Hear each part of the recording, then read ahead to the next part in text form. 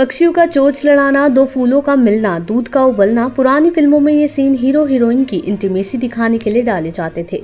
लेकिन वक्त के साथ इन इंटीमेट सीन्स को फिल्माने में काफ़ी बदलाव आ गया है। सीन में रियल कंटेंट का होना आज का दौर है और डायरेक्टर्स के सामने भी ये बड़ी चुनौती हो गई है। ऐसे सीन्स शूट करना ना एक्टर्स के लिए आसान होता है और ना ही डायरेक्टर के लिए।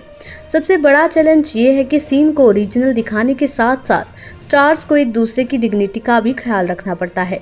इसके लिए एक्टर्स की रिहर्सल होती है, वर्कशॉप में भेजा जाता है ताकि वो अपने इमोशंस को कंट्रोल कर सकें। अभी ये वर्कशॉप कौन ऑर्गेनाइज करता है ये आप सभी जानना चाहते होंगे, तो आपको बता दें कि वर्कशॉप ऑर्गेनाइज करता है इंटीमेसी कोऑर्डिनेटर।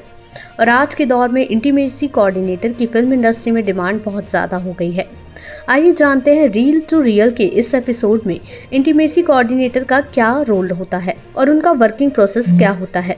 दरअसल फिल्म गहराइयां में दीपिका पादुकोण इंटीमेट सीन्स को लेकर थोड़ी अनकंफर्टेबल हो रही थी क्योंकि सेट पर काफ़ी सारे लोग मौजूद थे। बाद में 4 से 5 लोगों को छोड़कर सबको वहां से हटा दिया गया। यहाँ तक कि कैमरामैन को भी दूर बाथरूम से सीन रिकॉर्ड करने की हिदायत दी गई थी। ऐसे में इंटीमेसी कोऑर्डिनेटर का बहुत ही इंपॉर्टेंट रोल होता है। जी हाँ, ऐसे में इंटीमेसी कोऑर्डिनेटर सबसे पहले एक्टर्स की वांट्स और लिमिटेशंस पर बात करते हैं। वो किस लेवल तक सीन्स शूट कर सकते हैं उनसे पहले पूछा जाता है। एक्टर्स अपनी बाउंड्रीज इंटीमेसी कोऑर्डिनेटर को बता देते हैं। फिर एक्टर्स को बताया जाता है कि शूटिंग के दौरान उन्हें कैसे रिएक्ट करना है, हाथ कहाँ कहाँ लगा सकते हैं, परफेक्शन इतना हो कि थोड़ा भी हाथ ऊपर नीचे नहीं होना चाहिए। इस बीच एक्टर्स को समझाया जाता है कि अगर उन्हें कुछ भी गलत लगे तो कट बोल देना है या फिर अपनी बॉडी को स्थिर यानी फ्रीज कर लेना है। ये देखकर डायरेक्टर खुद ही सीन रोक देगा। आपको बता दें कि वर्कशॉप के बाद इंटीमेसी कोऑर्डिनेटर सीन्स डिज़ाइन करते हैं। अब यहाँ इंटीमेसी का मतलब सिर्फ रोमांटिक सीन से नहीं है। सेक्सुअल वायलेंस जैसे रेप सीन, नाबालिग के बीच किसिंग सीन्स और एक्टर्स के नहाने के सीन भी इंटीमेसी कोऑर्डिनेटर की देखरेख में शूट होते हैं। रिपोर्ट्स की माने तो फिल्म के डायरेक्टर इंटीमेसी कोऑर्डिनेटर को उस पर्टिकुलर सीन को लेकर एक ब्रीफ देते हैं। ब्रीफ के हिसाब से इंटीमेसी कोऑर्डिनेटर 3 अलग अलग कैटेगरी रेड, येलो, ग्रीन में सीन्स को ब्रेक डाउन करते हैं। रेड कैटेगरी में इंटीमेसी ज़्यादा होती है, येलो में उससे थोड़ी कम और ग्रीन में बिल्कुल कम होती है।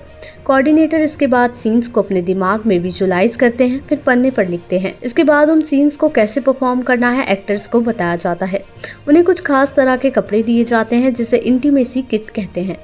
इसके बाद एक क्लोज सेट पर इन सीन्स की शूटिंग शुरू होती है। शूटिंग के दौरान बस 4 से 5 लोग मौजूद होते हैं। 4 से 5 लोगों में आर्टिस्ट, डायरेक्टर, इंटीमेसी कोऑर्डिनेटर और कैमरामैन होते हैं। यहाँ तक कि आइटम सॉन्ग्स भी इंटीमेट सीन्स की कैटेगरी में आते हैं। शूटिंग के दौरान कैमरे का अधिकतर फोकस हीरोइन की बॉडी पार्ट्स पर होता है। ऐसे में उन्हें ये करने में दिक्कत ना हो, इसके लिए भी प्रॉपर वर्कशॉप ऑर्गेनाइज कराई जाती है। आपको बता दें कि ऐसा नहीं है कि बॉलीवुड में इंटीमेट सीन्स फिल्माने की शुरुआत 1990 या 2000 के आसपास ही हुई। 1929 में भी एक्ट्रेस सीता देवी ने silent film a throw of times में को स्टार चारू रॉय के साथ किसिंग सीन दिया था और अब OTT के ज़माने में ऐसे सीन साधारण हो गए हैं। हालांकि इंटीमेसी कोऑर्डिनेटर्स का कहना है कि मेकर्स को ऐसे सीन्स सिर्फ माइंड डाइवर्ट कराने के लिए नहीं डालने चाहिए।